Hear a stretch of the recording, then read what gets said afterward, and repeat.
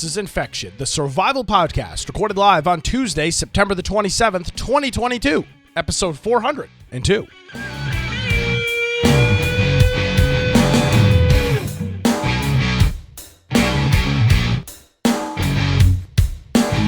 Hello, ladies and gentlemen, boys and girls, and welcome into another edition of Infection, the survival podcast. Infection is your weekly source for the latest in and around the video game industry, with, of course, a little bit of common sense politics added in when appropriate. My name is Nick Craig. You can check me out at nickcraig.com or give me a follow at Nicholas M. Craig on Twitter. If you want to check out my interview that I did with the 45th President of the United States, you can find that on both my Twitter and my website. I mentioned that at the end of the program last week. So obviously, big week interviewing the former president. What a great guest. And I've got another great host with me here today, almost as important as the former president, Brian with the Nye Aldridge. Hello, Brian. I like your hello cyberpunk style background that you've got. Good afternoon. Yeah, cyberpunk is rising from the grave, so I figured I'd have a little cyberpunk background. Well, yeah, if you want to find me at Brian Aldridge at Gab, Parler, Getter, Truth Social, all the important ones, right? Of course, my blog, biteoftech.com. And make sure you go check out our website. If you go to infectionpodcast.com, on the upper right-hand side, just join our server on Discord. Perhaps there's a news story or an article, something that's coming up in the news that you think we need to discuss on the live show. Put a link to it in our news channel there, and we'll review it before we do the next show. Also, if you want to play some ARC, we got 11 ARC servers going on there. Politics channel, all kinds of different things you can do. Or if you need to get a hold of either one of us, that's a great way to do it through Discord. If you want to watch the live show, you can do that through Twitch and YouTube. Or if you want to listen to it after the fact, after we finish the show, we upload a copy to the podcatchers around the world on all these beautiful platforms with the lower right. Pick whatever works best for you, and you can tune in there. And then if you are going to be listening, by that time we'll have the particular episode show notes uploaded, and they have an audio player, a video player in there, and all the links, source material, everything that we refer to throughout that live show, we have links to right there in that on the show notes. So that's a great way to where if you're going to listen, maybe you want to be able to see some of the videos we show. That's a great way to do it without having to use all the bandwidth. If you want to support us, there's the support option up top, or infectionpodcast.com/support. Yes, sir, and great to have everybody here.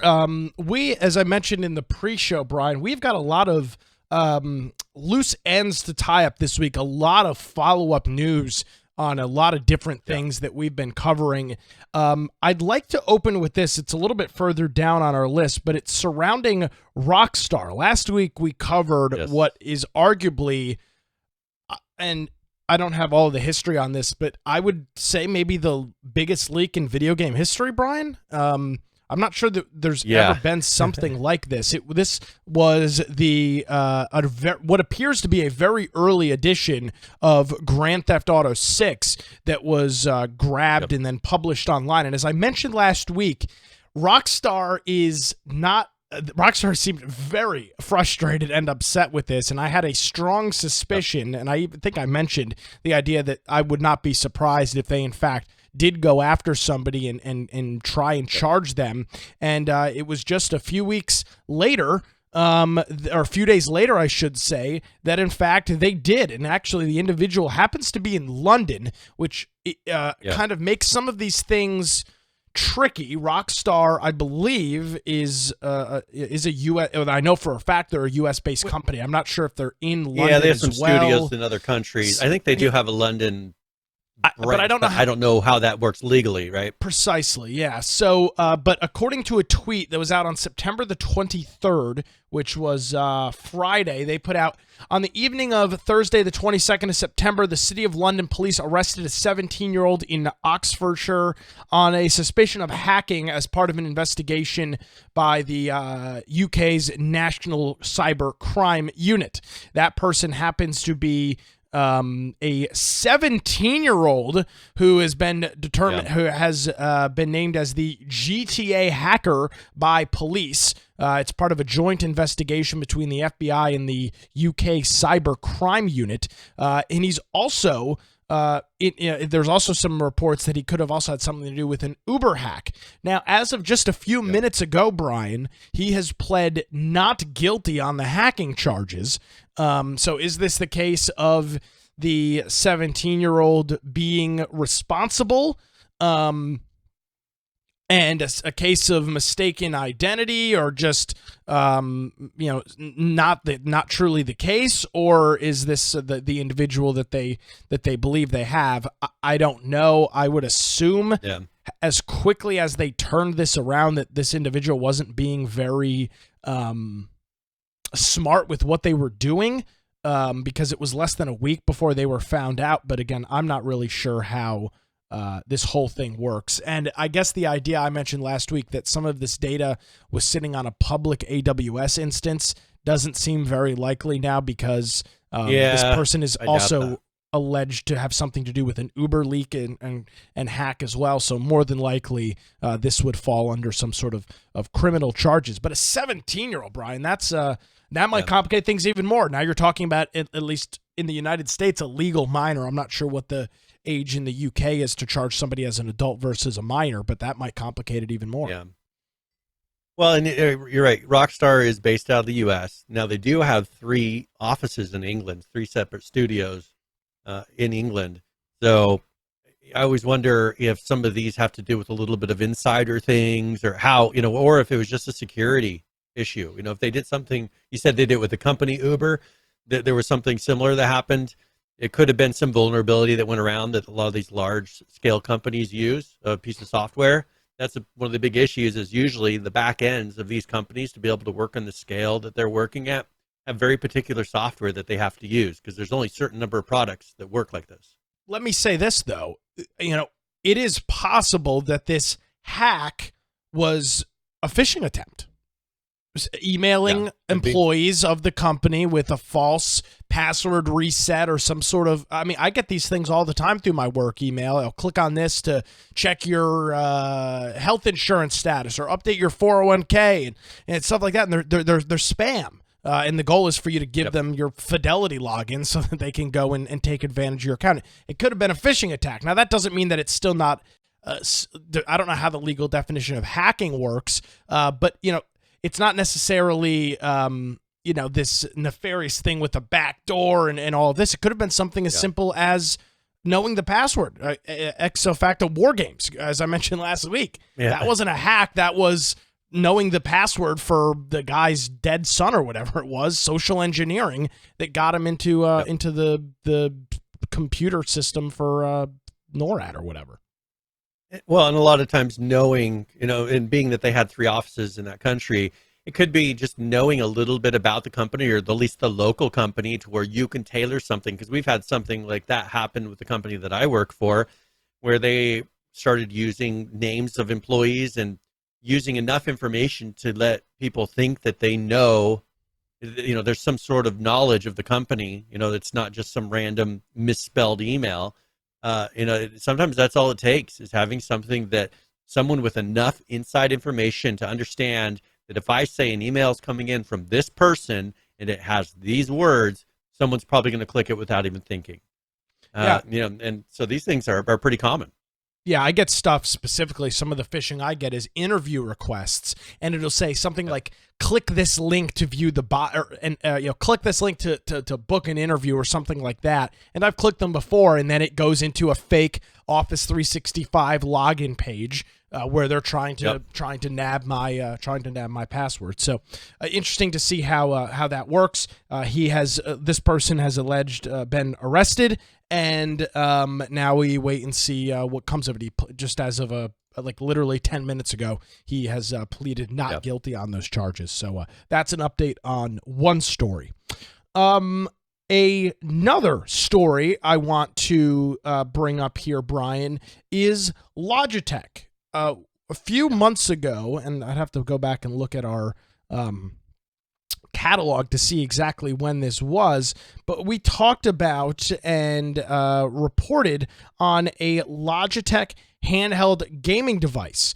Now, what made this kind of unique and interesting was the fact that this was not set to be a Steam Deck. This was not set to be a Windows computer. This was set to be a standalone device from Logitech, and we're now learning a little bit more about this device, Brian. It's called the Logitech Cloud. That's the name of the device. What do you make of it? Yeah, Logitech G Cloud gaming handheld. And the thing that's really going to make this stand out is how does it look, the graphics, how does it feel, as far as the buttons and the controllers and things. It's not made, as you said, to have a bunch of games on it, but to be able to stream, because I think they're seeing the future, kind of what we've been talking about here for quite a long time now, is these console things are becoming a thing of the past. I think that the tech of being able to play these games is going to go beyond something that you can have sitting underneath your TV, and the cost of having some of these video cards and all the tech to make it look like what it can look like is something that's going to be in a data center, and just like Netflix sending you 8K video, they're going to stream it to your device. And here, a little device like this doesn't take a huge stream of video. It can be it'd be 1080p, and it still looks super clear on a little device like this. So one thing that they're talking about is it is going to require a cloud subscription service, which is sold separately, such as for NVIDIA GeForce Now or Xbox Game Pass. Yeah. A lot of people that will have this device most likely will have one of those, but that I think is going to be kind of the bread and butter going forward. Microsoft nailed it. Subscription services. Now here, just like Netflix, you don't have to have a Netflix device, right? You just need to have a device that has the ability to play Netflix, Amazon Prime, Hulu, whatever it is. This is going to play whatever kind of streaming service that's most likely a popular one. I'm sure we'll see if Google's streaming service gets on here. But this is something now for $299 that they're selling. Now that's with the initial price. It'll be $349.99 regularly. What do you think of that price for what you're getting? No, probably a minimal, not really a big hard drive or anything. Mostly just a mobile device. It's 64 gigabytes of ROM, so that's the operating system and everything associated with it.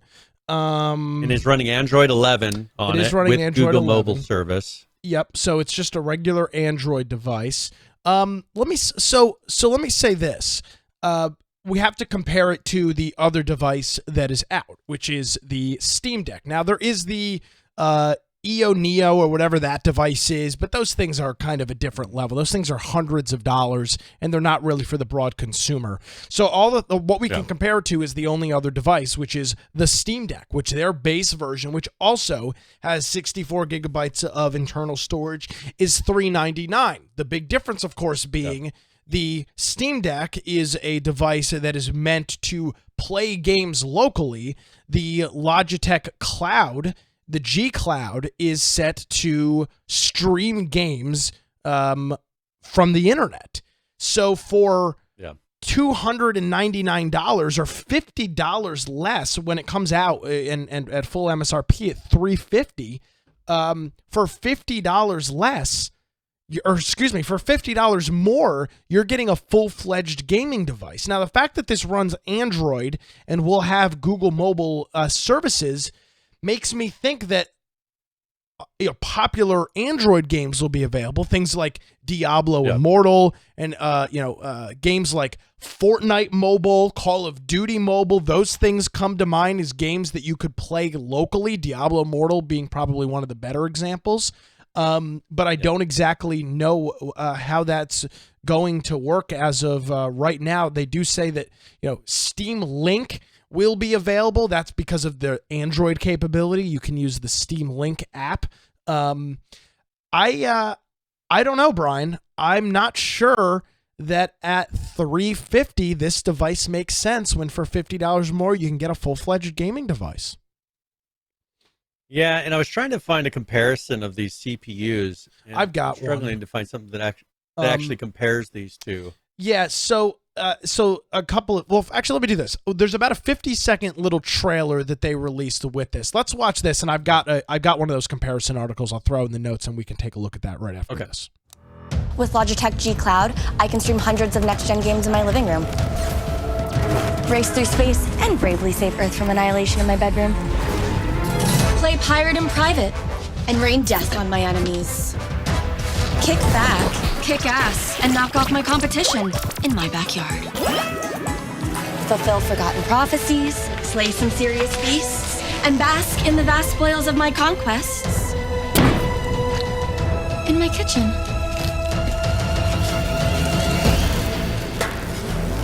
So get comfortable. There's levels to play. I think I'll take the pink. Stream a ridiculous amount of games from Xbox and NVIDIA GeForce Now with Logitech G Cloud.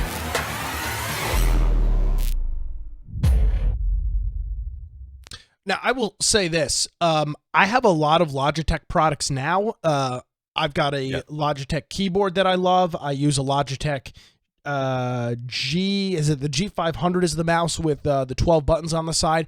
I have a spare G500 in my closet because I love this mouse so much, and I have literally a hot spare that I've never opened because I enjoy the mouse. I've got a whole bunch of other Logitech peripherals. I've got a headset from them that I use with my PlayStation.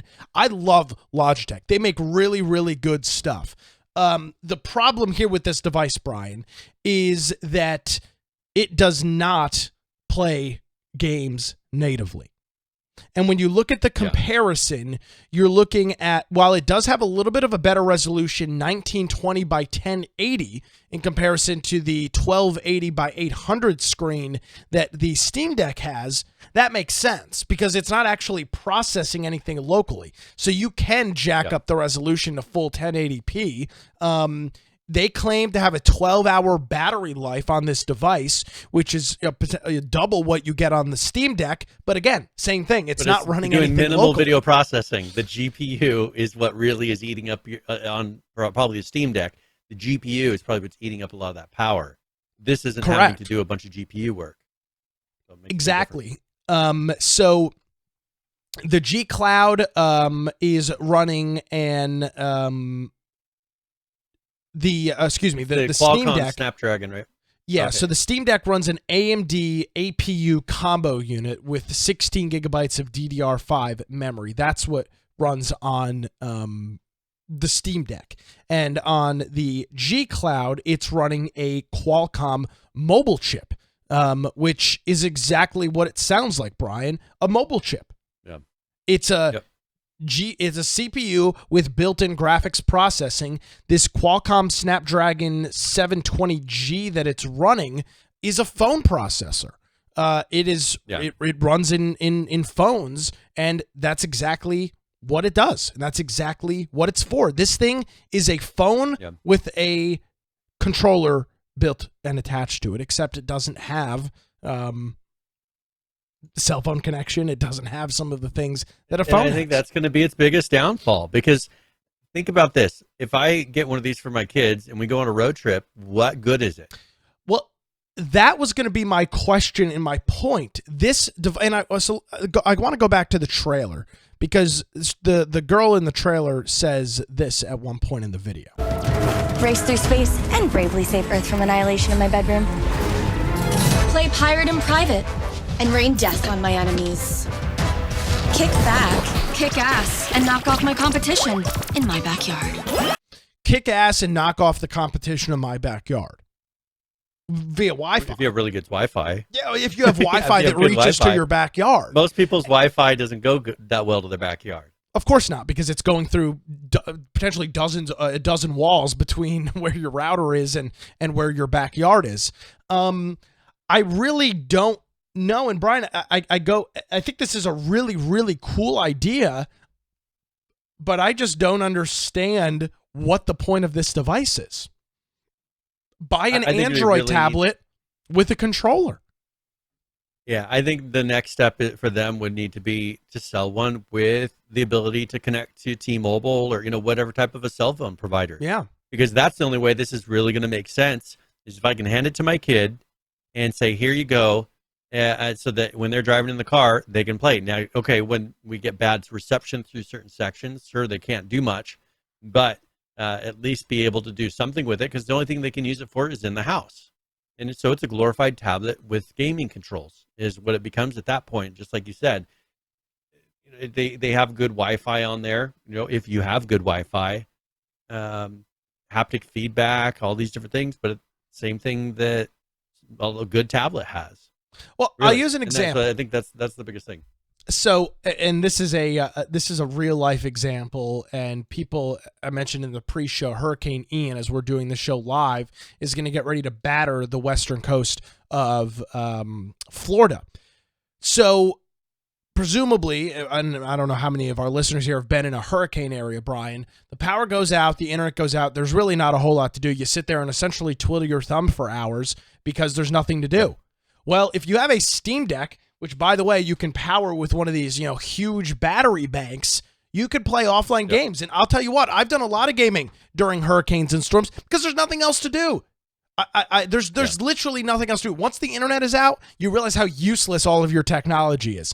You just sit here at your computer and do nothing. I cleaned up I remember during the last Hurricane Isaiah, I cleaned up my desktop. That's what I did. I literally went through and organized my desktop because there was nothing else that my computer was useful for at that time. I didn't want to play any of my offline games. So take a look at a hurricane affecting an area where you have the availability to maybe do something like play a video game. The Logitech G Cloud is useless. The Steam Deck, as long as you've got power through a power bank or charger in your car, works and is something to pass the time. And I think that's just that's a real life example of if you're going to spend $400 on a device, you'd like to be able to use it. It doesn't make sense at the price point.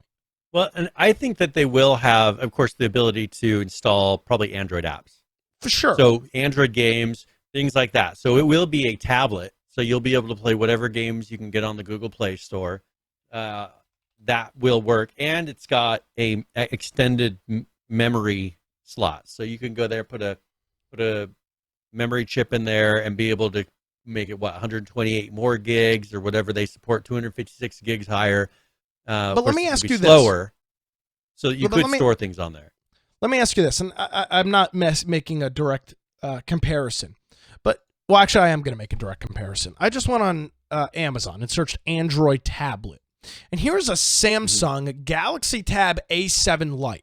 Now, if you are streaming games through NVIDIA Shield and Google and Xbox Game Pass, why would a device like this not work? And I'll tell you this: you can get a AT&T LTE version of this device for $150, and then all you need is a case or one of those.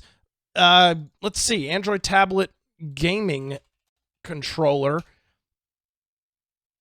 You're done. Get a Bluetooth controller and you're done.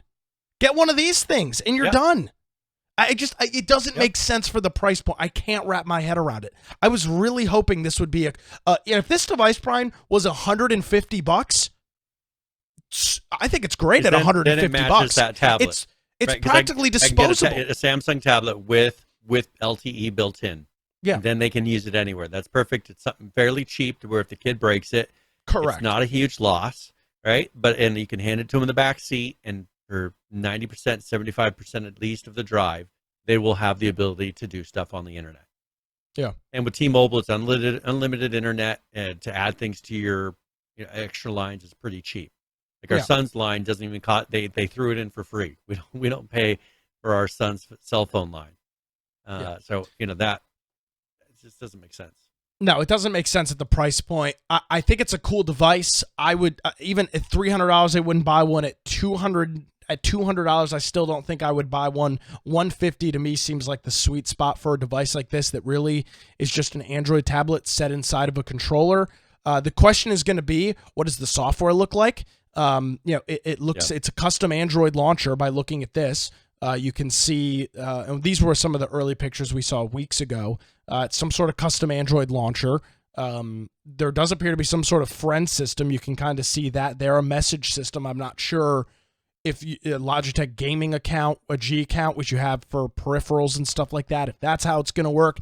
I don't know. Well, is that the Google mobile service? It says Google mobile service. So I'm wondering which means it has the App Store. Google stuff mixed in. Yeah, it's got the App Store, but this is a friends list and stuff like that is, you would assume, is related to some sort of gaming service. Brian, I don't know who's going to buy this. I can't wait to see the YouTube videos of when this thing comes out and the reviews of it. Yeah. According to their website, I don't know when it's shipping. You can buy it, but I don't know exactly when it's coming out. See if I can find that when it launches. But yeah, I can't imagine large adoption for it. And the thing is, for my case, just getting a tablet holder that sits on the back of the seat, and as you said, give them a Bluetooth controller on the road. That's even better, right? I mean, it's like they have a TV in front of them. They can sit there and play a game. And I picked an expensive tablet, a relatively high mid-tier tablet. You can get a Samsung, a brand name. You can get a Amazon Fire tablet on sale for like $39 when Amazon has their Prime days and various things like that. I've got a stack of them that we're not even using from my parents, because my dad liked to read books, ebooks, and so I've got a stack of them that we're not even using. They're so cheap. So I hope them the best. I think this Logitech is going to be the victim of being too early on something that isn't necessarily needed or wanted yet.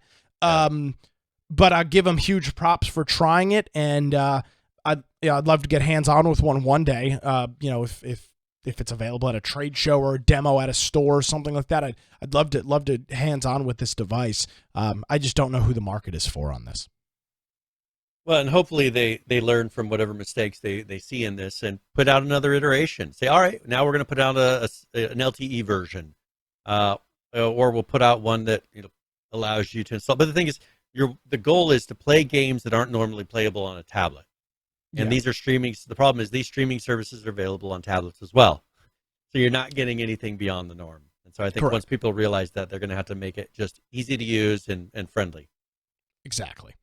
So that's an update on that story. There was one. No, I think that was it in terms of the updates on things that we've been looking at the past couple of weeks. All right. So, here's one that's kind of we had talked a little bit about this, but the Girls Who Can Code founder is very upset and says, "I'm so angry, I cannot breathe." And it's because of a suspected book ban attempt. They're saying that there's 4 books in the coding series were found on the PEN America ban list. Though now how they got there is another matter entirely. So they're talking about how, because there's these books that really push either politics or really push sexualizing young kids, whatever it is. And so they put a list that they're banning from these schools. And so this is the Pennsylvania Central York School District Libraries said that they've removed these, or they're claiming that they've removed these. Now, I did see some other places that supposedly it hasn't been banned. The school's statement notes that the book series has not been banned and they remain available in their libraries. So I don't know why they're so mad when they're in that list, but they haven't actually been banned. But have you looked at what, you look at what Girls Who Code, the type of books that they're pushing, some of these things aren't really about coding. It's not about technology per se. It may be loosely, but usually they're pushing some sort of a political push. So we did talk, I don't remember how many weeks ago it was, but we were talking about the Girls Who Can Code and how it's really less about getting girls to code because, they were selling, we talked about originally, because they were hiring out interns or whatever to a missile production plant. Lockheed Martin or something like that. One of those. And so they push diversity, which, push diversity of girls, right? But then they go beyond that and push all, other kinds of diversity that isn't really about getting girls into coding and into the STEM, which is really what they used to call it, getting girls into STEM, which should be science, technology, all these different areas. They had a LinkedIn post where this is kind of the source of the outrage, where this person posted an article on LinkedIn about this, saying that, and I just haven't seen, they showed a picture of the banned books. Lord of the Flies is one of them. I don't know, I don't know why that one would be banned. There used to be one that we had to read back in the day. Did you ever have to read Lord of the Flies? Yeah, Lord of the Flies. The whole, they raped they rape one of the kids in it or something like that. 12 Angry Men is a book that you had to read. So I'm looking at I was trying to find the book that was actually allegedly banned. And it's apparently a series of books called Lights, Music, Code. And that is apparently the book. This is how the description reads. Maya and her friends from Coding Club have an exciting new project. They're coding lights and music for the winter dance, Brian. But Maya's old troublemaking friend Maddie, who I'm sure is white, moves to town. Maya starts spending a lot of time with her and less time with her coding friends. Maddie just gets her in a way that her other friends don't. Will Maya get swayed by Maddie's wayward ways, or will she stay true to her, quote, permanent group from Coding Club? And will she come through on her part for lights, music, and the coding project? Maybe coding, like friendship, is about being there for your friends when they need it most. So that is the description for the book. Reading the descriptions. I was looking at Amazon. Well, I was looking at Amazon, and one of the person said that, in here, like Nicole lives with her aunt and her aunt's friend, calls them her aunts. They use God's name in vain in it several times throughout the book. So there's this kind of things, but who knows? There's reviews on here that say there's they make a big deal about the diversity of the characters, including shapes, colors, and personalities. So again, the book doesn't sound like it's necessarily about that. It sounds like it's virtue signaling. And you mentioned, she lives with her aunts. Like, that's relevant in a book that's supposed to be about Coding Club. Again, it's this pushing of these narratives, which would make sense why the group Moms Against Liberty decided to put it on one of their lists. Because it's not truly about coding or getting women involved or girls involved in coding. It's about probably virtue signaling and some of these progressive ideologies. Yeah, so keep an eye out. We'll see I can't if breathe. anything comes of this. I'm so angry I cannot breathe. But of course, it's not actually been banned yet. But I still can't breathe. Just got put on the list of ones that they didn't want to have in libraries for kids. You just talk about an overreaction that just, to me, when I saw this in the notes, because I hadn't seen this story and I read through it, it makes it almost a meme. It really makes it the meme that I'm so morally outraged that I can't breathe, Brian. Did you see the video this past week of the lady at Walmart absolutely losing her mind because some guy... Don't touch me. Yeah, I was raped. Don't touch me. Just freaking out. This guy's in the self-checkout line and it's like, she cut in front of me and I told her to screw off. And she's having a meltdown. One of the employees commented on it and said before he started recording that she rammed him in the back with her cart. I'm sure she did. Started throwing canned goods at him. But of course, right. She was the victim in the whole situation. But when I read that headline, the only thing I could think was that video, that video this past week of that lady losing her, I don't want to assume her gender, that person losing their minds at Walmart over getting cut in line or something like that. It's just it takes all of the legitimacy out of the conversation when you say, I'm so angry I cannot breathe. You can't breathe, but you're writing a LinkedIn post. Okay. Obviously but maybe but maybe sit there and write a counter post saying, here's why we think this is relevant, rather than saying, well, how dare you say, that what I'm pushing here is inappropriate. Defend yourself rather than saying you have no right to do this. Well, say here's why we think what they did was not right, because that's what they're doing. They're saying we don't think what you have in this book is appropriate for small children. Putting in things about sex and gender and race. Why do you have to make it about race? Why does race have to be in for girls? Why does the girls' race matter when you're talking to these kids? Like, why are you making it a point to point out people's race, their sexuality in a book for kids, trying to get them to code? There's just a lot they push in there in the back end. So there you go. Link will be in the show notes. You can read that scathing LinkedIn post about not being able to breathe due to the book potentially, maybe sometimes, possibly getting banned. Might get banned. I want to talk about Twitch. They have been the center of not good, the old adage, Brian, any attention is good attention, or any sort of news, any sort of news story is good, whether it's a good story or bad story. Well, these stories are not. There's a couple of different ones. First is a Bloomberg expose in which they claim that Twitch which was purchased back by Amazon in, was it 2017 or 2018? It's been a couple of years. They claim that Twitch is a platform that is rife with child predators, which I'll ask you this, Brian, as somebody that was in the early phases of the internet, and you've talked about some of these things before. This is not unheard of or uncommon to have platforms like this rife with individuals that are child predators. You've talked about that with AOL chat rooms and IRC chat rooms back in the day. IRC was 50% child porn back when I originally joined IRC channels. You would go into main public IRC, and this wasn't private IRC. Free node channels.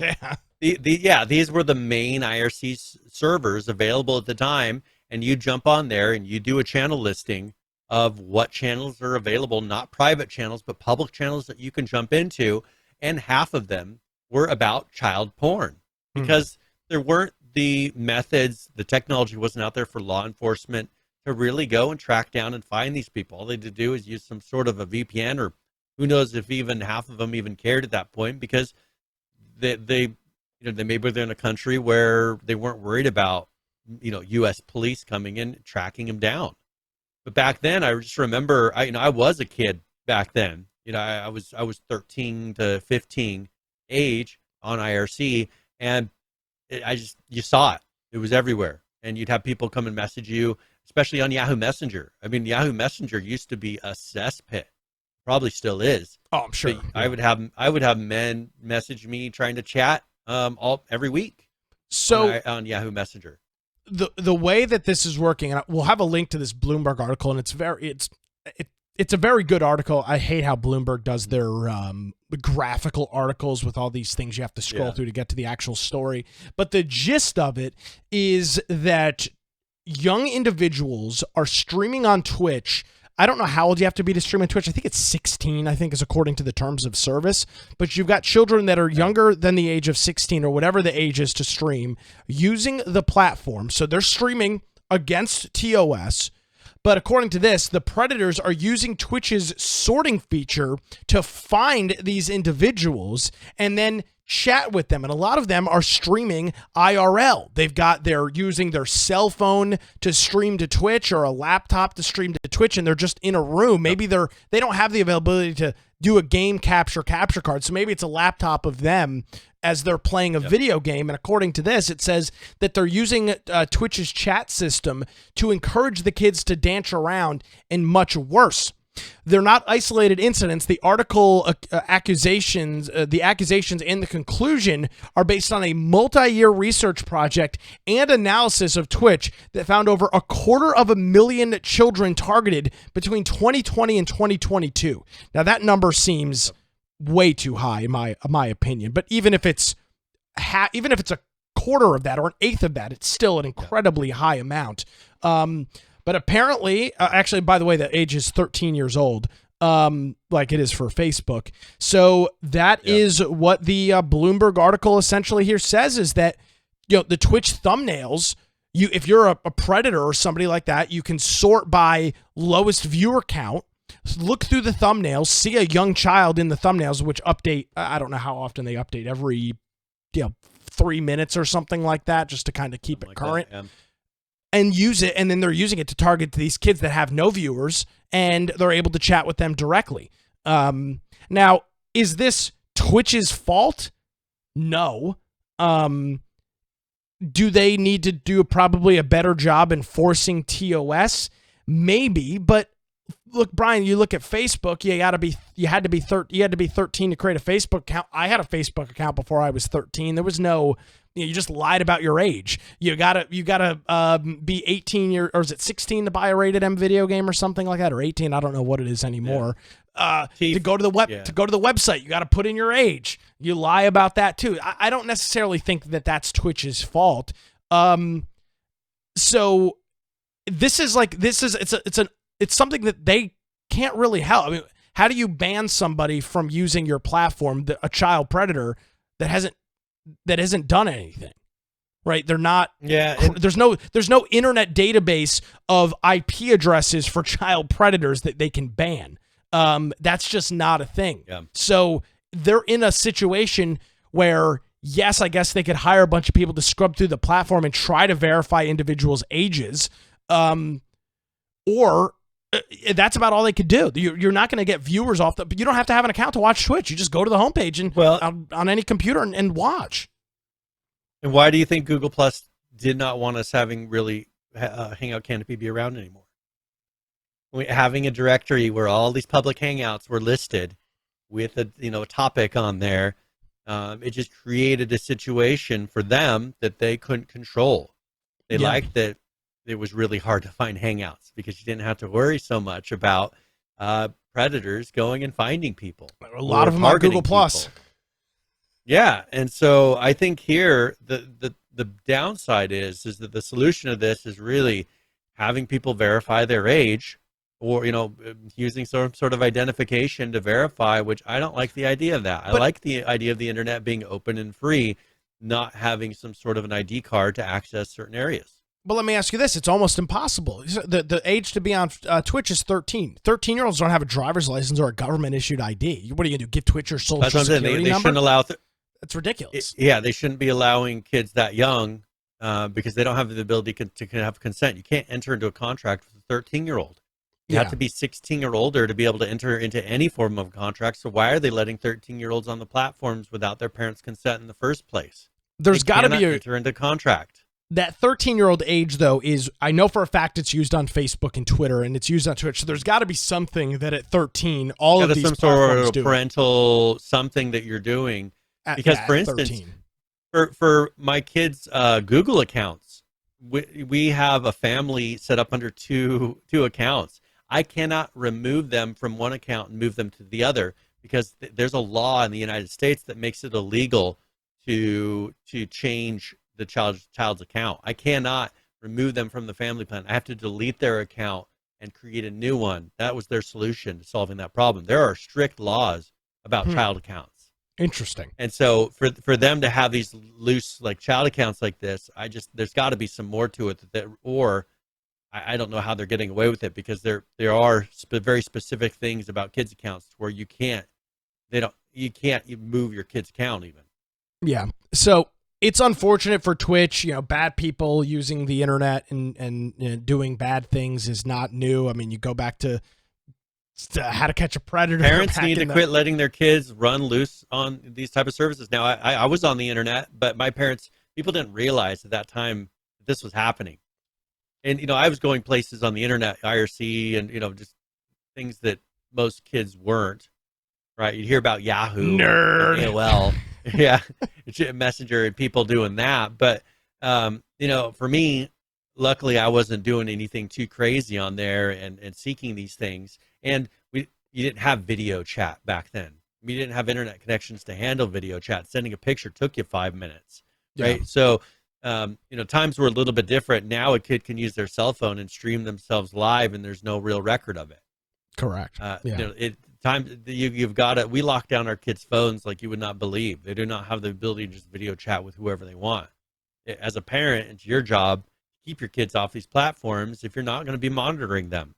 For a long time, the computer that I used was in the common area. That was, when I was 13, 14, the computer was in the common area. Then 15, 16, I got my own, computer in my room, and I set up servers and things like that. But if you're worried about your kid doing those sort of things, monitor what they do on the internet. Quit letting them just go. Quit handing them a cell phone that doesn't have any restrictions on it and saying, don't do anything you're not supposed to, because what do you think they're going to do? Well, and it was a few months ago we covered this story about the girl that was abducted through meeting somebody on Fortnite. And there's been similar situations with Roblox and Minecraft and all these other games. Roblox is very common. Yeah, yep. So it's the internet, bad people. That's why we don't let them use Roblox, because they don't have enough restrictions, and they can open up these little custom games that are made, and you don't really know what they're going into. Yeah, there can be inappropriate pictures flashed up in games that you can't control. So we lock that down. They do not have access to Roblox, and if you're worried about what your kid's doing, look into the games they play, see what they have access to. Can they access chat? Can people talk to them? Because if random people can talk to them, guess what? They don't have access to that kind of an app. Yeah. So that's one of the stories that is out this week, which is bad for Twitch, but is also every other website on the internet, so kind of tough to lambaste them over that. The second one, however, is very much a Twitch problem that they are now going to have to try and rectify. The headline over at Kotaku, Twitch streamers are pissed that Amazon is taking more of their money for bullshit reasons. That's the headline over at Kotaku, which again just goes to show you. Just kind of show you what kind of articles are being written. And I mean, I get trying to be salacious and all. I understand it, but it just seems it seems a bit extreme. So the president of Twitch, whose name is Dan Clancy, announced that they were going to be tweaking and are going to be tweaking their revenue system for higher grossing Twitch streamers, folks that were larger content creators. There was a 70-30 split on revenue, 70% to the content creator, 30 to Twitch. For normal people that are not high earners, it's always been a 50-50 split, which, by the way, is significantly more than YouTube offers. YouTube is, in some cases, is 12 to 15% rev split, depending on what your channel is and what level of monetization. Are you partnered? Do you have a multi-network that's representing you? The YouTube split is atrocious. But a lot of streamers were doing 70-30, these big streamers. Yeah. That was not sustainable long term, and according to the president of Twitch, they are going to be, for individuals that already have this 70-30 deal, for the first $100,000. I presume that's a year, not a month, but for some of these streamers, they're making hundreds of thousands a month. So in California, this is a livable wage, right? Yeah. So I don't know if it's a month or a year, but nevertheless, it's going to be 70-30 for the first 100,000. Okay, so I think this is a year. Many large Twitch streamers will blow this out in a couple weeks. Mid-tier streamers, 2 or 3 months, and they've blown this out. 3 months, 4 months, whatever it might be. So the first 100,000 is at 70-30. After that first 100,000, they're going to be bringing it back to 50-50. And Amazon or Twitch says that the reason they're doing this is because it's costing them a lot to operate the platform and operate the service. And this AWS costs a lot. Well, AWS does cost a lot, and when you have a platform, and let's mention the story that we were just talking about. You've got people streaming on Twitch with 0 viewers. 0 viewers, 1 viewer, 2, even us. We've got 6 viewers on Twitch right now. They're hosting that content on their platform. Yep. I'm uploading them however many megabits a second, 2.5 megabits a second, 3 megabits a second. All of those people are streaming it. They're making nothing on us. Nothing. Yep. And I would make the argument, the majority of Twitch streamers, they're making nothing. They're not large enough to be making any money on a rev split. They don't have subscriptions on it where they can get a cut. They're not getting bit donations and things like that. So the big guys are funding the smaller people that don't have the means, the large enough viewers to generate any income. And eventually you got so many little guys that you need to kind of take the big guys back a little bit, and that's why they're saying that they're going to move to this 50-50 split, and it's got everybody outraged. Yep. And this is based upon revenue over the last 12 months, as we Perfect. said. Makes sense. So they're, and if you think of the average person who's on Twitch, your average Bernie supporter, isn't this that whole political platform? You're having it to where the people that make a lot of money pay for the people that don't. Yeah, I mean, this is kind of the whole platform. And I think for them putting a cap of them considering here's your livable wage. After that, you don't need any more money after $100,000. Tax it. That's just that kind of mentality. So to Kotaku, how do they have a right to even complain about this? If this were put in political terms, they would sit there and push this to the end, saying, these people are making over $100,000. how dare they complain about how much they're having to pay? Yeah. But we know when it comes to a Twitch streamer, their buddies, then all of a sudden they get a little sensitive. It is an interesting dichotomy to say, like something like student loan forgiveness, they're all in favor for, but this they're not. Yeah. It's the exact same thing in the end. Really, they're complaining about it because it's on Twitch, and they like to watch Twitch, and they like those people. But whenever it's put into any other situation, all of a sudden, we love it when you tax people that make more than they need, more than they, they don't need any more than that. Kenrick says tax the rich, and then throws the Kappa face in there. But from a business standpoint, YouTube is the same way. YouTube hosts, and anybody can upload a free video to YouTube, like us. We don't make any money on YouTube. We don't have ads. YouTube doesn't make any money off us. The way they pay for our video hosting is by taking 70% of the revenue from the top YouTubers. That's how all of these free platforms work. That's how they've always worked, and that's just how it is. You do it by scale, by numbers. That's exactly how it is. The big outrage here in this article, Brian, is, and they say, as some streamers have pointed out, server costs feel like a flimsy excuse when both AWS and Twitch are owned by Amazon. That is the most ridiculous thing I've ever heard. Just because Twitch owns Amazon, or Amazon owns Twitch, and AWS is owned by Amazon, Brian, you don't give away your services. Twitch is still a separate entity, and they are, just like everybody else, a paying customer for AWS. Yep. So they're expecting Amazon Web Services to take a loss to make so that these Twitch streamers, so some bitch can sit in a pool hot tub and make a bunch of money. Sounds like where's the logical thing with that at all? That makes absolutely no sense. It's just like my health insurance. Yeah, it's the exact same thing happened.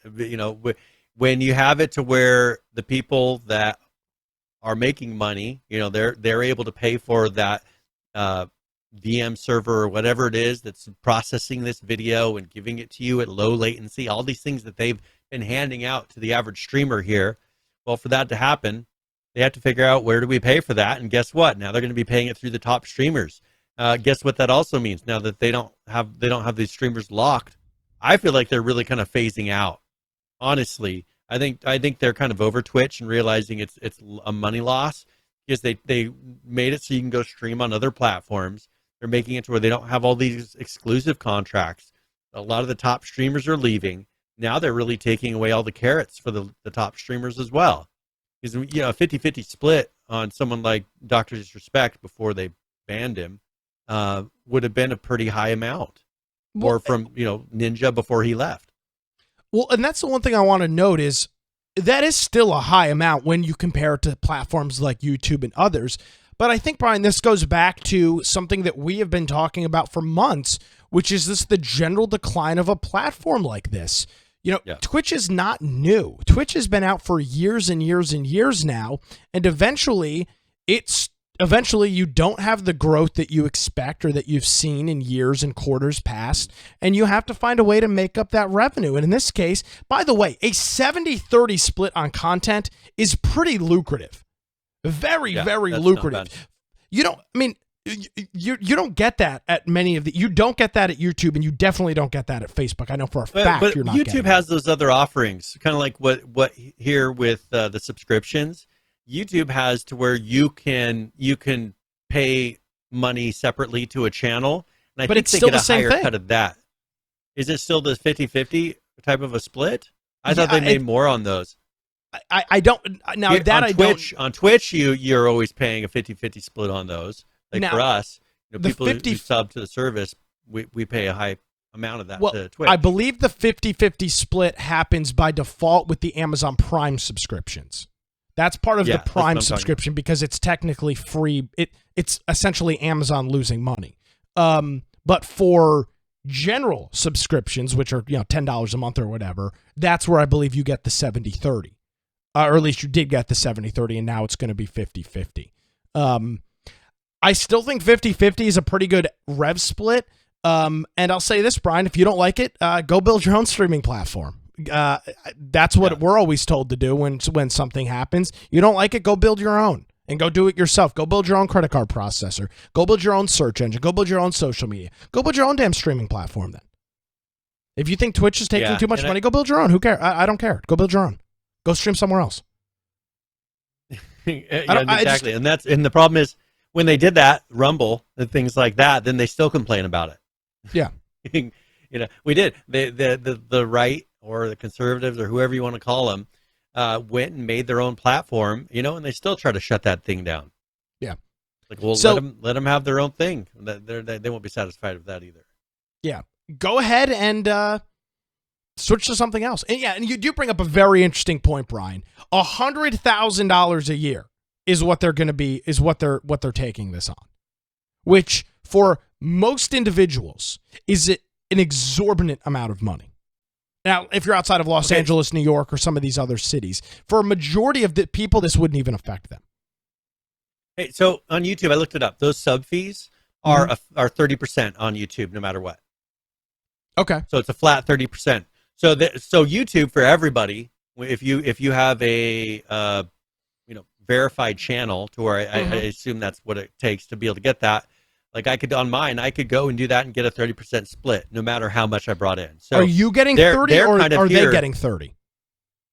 They get 30. I get 70. You get 70. I think. I'd have to look.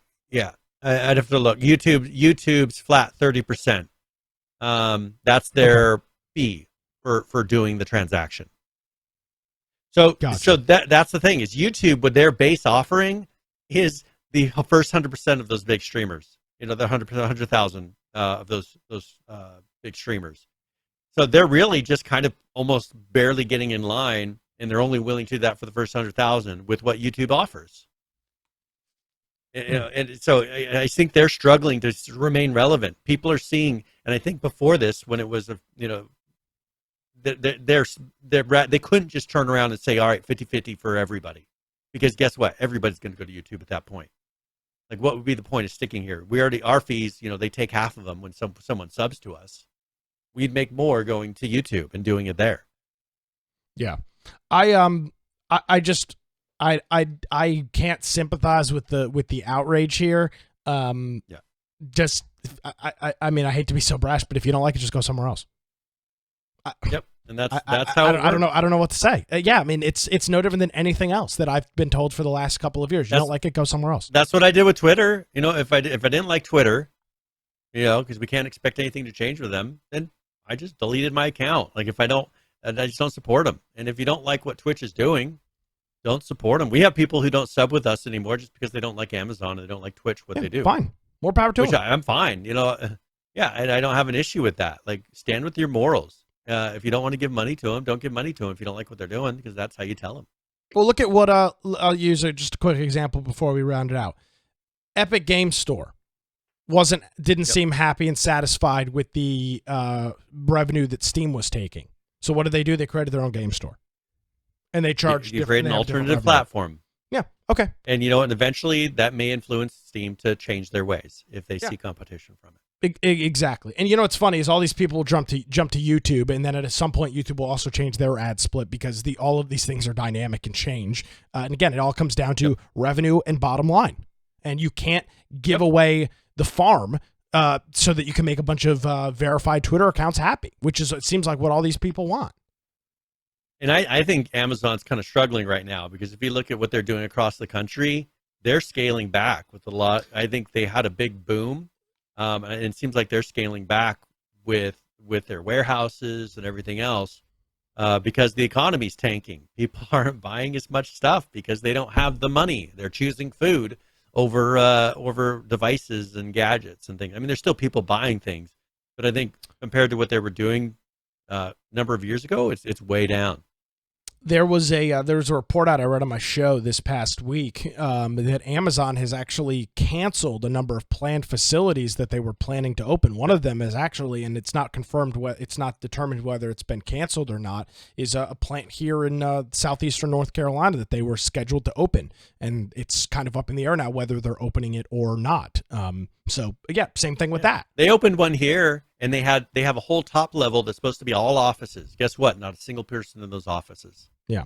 because everything started to tank, and they just used it as a warehouse. And they promised all these jobs coming in. Well, none of those jobs happened because they're having issues, so they're not filling those offices anymore. Yeah. So yeah, interesting stuff there with Twitch and Amazon. All right, Brian, we got anything else before we roll out of here? No, we got plenty of other stuff we'll cover here next week. But if you want to find me, you can get me at Brian Aldridge on Gab, Parler, Getter, Truth Social, or my blog, biteoftech.com, or go to our website, infectionpodcast.com. And on the upper right-hand side, just go ahead and jump on our Discord, and there's a free app and mobile web page you can use for that. A lot of ways to connect to it. It's totally free.